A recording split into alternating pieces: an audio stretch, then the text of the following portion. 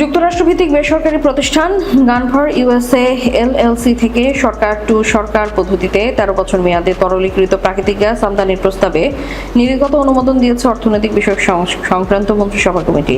এ সময় G2G পর্যায়ে মোট 78 কার্গো এলএনজি আমদানি করা হবে। বর্তমান বাজারে এই এলএনজির দাম 71,495 কোটি টাকা প্রতি বছর। প্রতিষ্ঠানটি থেকে আমদানি করা হবে 6 কার্গো এলএনজি।